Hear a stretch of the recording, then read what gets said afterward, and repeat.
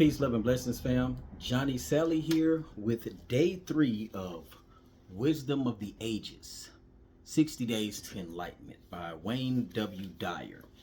We're going to jump right into it. If you've missed day 1 and day 2, you can check them out on the YouTube page. But let's get to it. Leadership. Acting simply. True leaders are hardly known for their followers. Next after them are the leaders the people know and admire. After them, those they fear. After them, those they despise. To give no trust is to get no trust. When the work's done right, with no fuss or boasting, ordinary people will say, "Oh, we did it." Lao Tzu. Chinese philosopher Lao Tzu wrote the Tao Te Ching, which means the way. It is the basis for the religious practice of Taoism. I am frequently amazed at how many contemporary politicians refer to themselves as leaders by virtue of the fact that they hold public office. Historically, it is clear that public office holders are seldom the true leaders causing change. For instance, who were the leaders of the Renaissance? Were they the public office holders? Were they the leaders, mayors, governors, and presidents of the European capitals? No, indeed. The leaders were the artists, writers, and musicians who listened to their hearts and souls and expressed what they heard, leading others to discover a resonating voice within themselves. Ultimately, the entire world listened with a new awareness that was responsible for the triumph of human dignity over tyranny. True leaders are rarely the officials who are addressed by a title. Consider what titles you are known by and how you attempt to live up to them. You may carry the title of mother or father, which is an awesome responsibility. When your advice is sought because the kids see you as a leader in the family, keep in mind that what you truly want them to be able to say is, "I did it myself," rather than give you credit. Seek to enhance your leadership qualities by being constantly alert to the mistake of thinking that your title makes you a leader. True leaders are not known by titles. It is ego that loves titles. Helping others to become leaders while exercising your own true leadership qualities means having to work hard at suspending ego's influence. True leaders enjoy the trust of others, which is very different from enjoying the perks, flattery, and power that ego insists are the signs of being a leader. You need to give trust to others in order to receive that trust. Notice the times that you are inclined to insist that others do it your way or take the highway. Lao Tzu tells us that the leader with this attitude is the least effective and most despised. Your leadership style may tend to create fear with statements like, "I'll punish you if you don't do it my way." Lao Tzu tells us that fear-based leaders are poorly qualified to genuinely lead. The leader whose motivation is to bask in admiration, according to Lao Tzu, is still not a master at leading. This style might say, "I'll give you a reward if you do it the way I want you to." True leaders act in such a way as to be hardly known in the entire process. This leader offers trust, encouragement, and congratulations as others find their own way. When our lawmakers tell us what we need, or use scare tactics to predict dire consequences, or attempt to get us to act out of admiration for their leadership, they are not true leaders. To qualify as true leaders, they must silence themselves and hear the populace express, "Yes, we created this great economy ourselves." And so, it is with you also. To be a true leader in your own life and in the lives of others, practice resisting the need to be recognized. Lead unobtrusively, offering trust whenever possible. Gently smile at your ego's desire to take credit and silently acknowledge your true leadership when you hear others say, "Oh yes, we did that ourselves."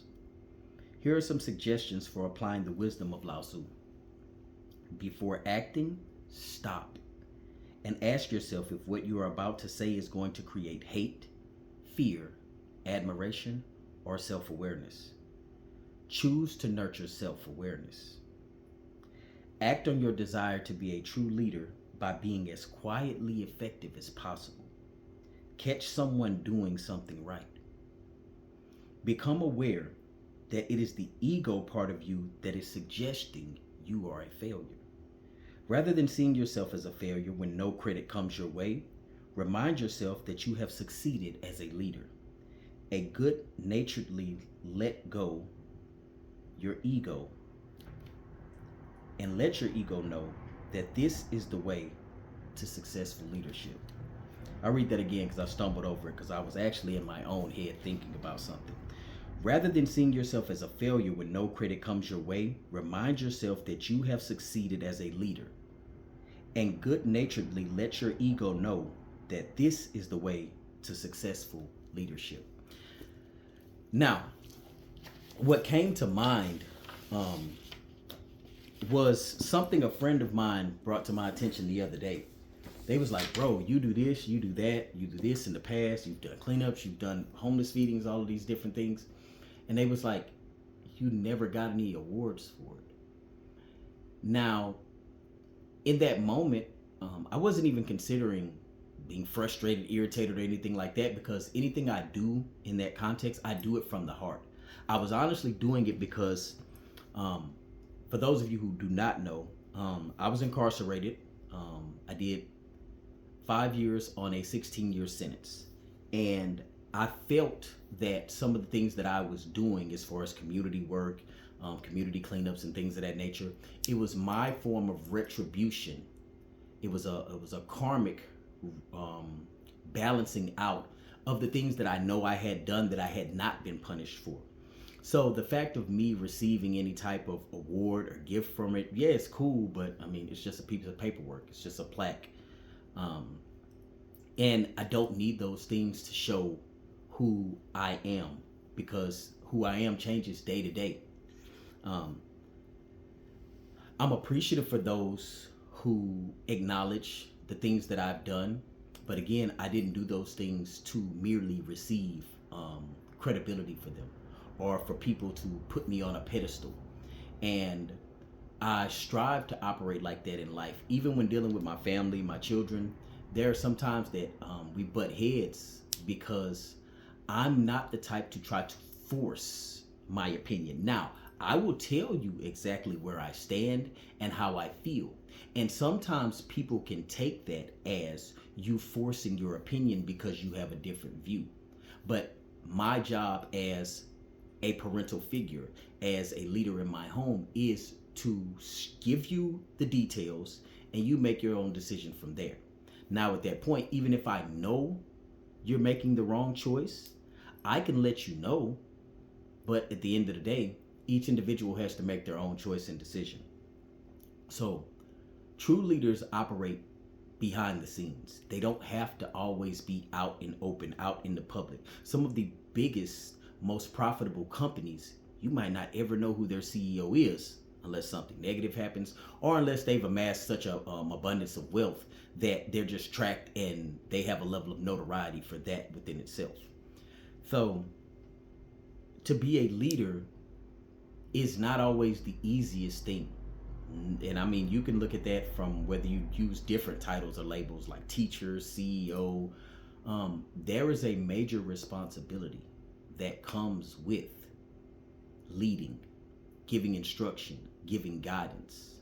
And me as a spiritual assistant, I attempt to be the type of individual that gives you the information that I know has worked for me, and then you choose to apply it yourself.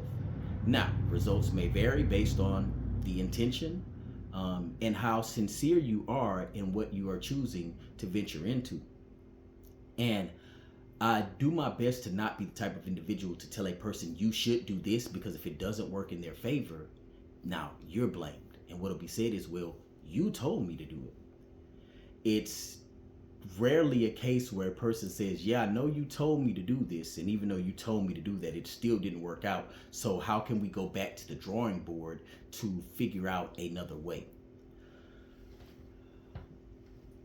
The biggest thing in life that I've learned in my areas of growth is that people gave me advice and I chose to take it. Some people will operate in ego and will not take sincere, honest instruction, even if they know it's right, which again, it becomes ego. Ego plays a major factor in a lot of the areas in life that we operate in. And why is that? Because your ego is there to help you build your identity of who you say you are. Now, when your ego begins to be tested, that's when things can get difficult because it may show you that you don't know yourself as well as you thought you knew yourself. And I think that's because we as earthling humans become very stringent on who we want to be, on where we stand. The things that I believe today, I didn't believe 5 years ago. I didn't believe 10 years ago, especially spiritually and religiously. There are some things that 10 years ago, I was stomped down, bone hard, certain about. But as you grow with knowledge, you understand that the more you learn, the more you realize you don't know. And there was a lot that I didn't know. There's a lot that I've learned, but even what I've learned can change based off of the details of knowledge, the details of history, the outcomes of personal experience. Just as mentioned yesterday by Buddha, knowing is something completely different than believing. So in order to be a good leader, you have to know what you're doing. It's okay to believe that you have the right idea, but once you know that you've made the best choice possible, no one can take that away from you. So you have to make it a point in your own life to know to lead yourself in the best possible manner. Screw what anybody else feels about the choices that you're going to make. As long as you're happy with those choices, so what?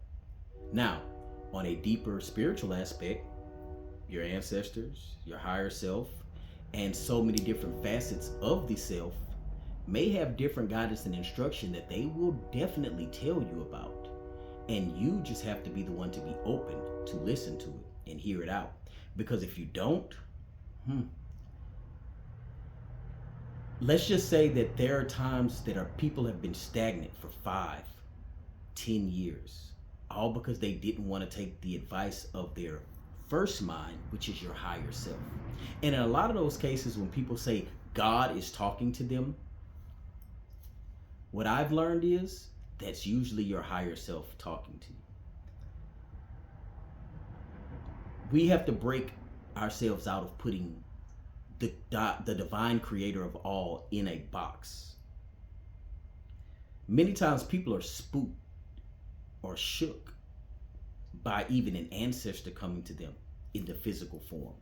So imagine if the being that created all of existence spoke to you. How would you truly respond?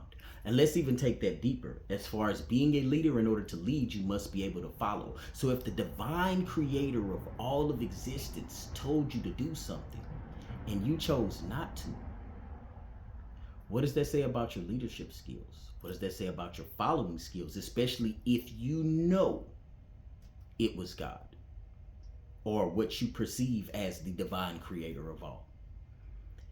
In any case, take accountability for being the leader you need, for being the leader you want to see. Because at the end of the day, every choice and decision that we've made in this life comes from something deeper, whether it's a trauma, whether it's a want or need to strive to be better. Once you have aligned yourself with the difference between right and wrong, which most of us have attained by the age of 7. They used to say, you show me the child at 7, I'll show you the man. So by 7 years old, you know the difference between right and wrong unless you have a distorted perspective. So that 7-year-old mindset is still playing in the background. Are you the leader that you would follow? Think about that very deeply. If you're not, you always have the time to change and make yourself that leader that you would be willing to follow. Thank you for being here. Walk in love, walk in light, walk in peace, and know that you are loved. Peace.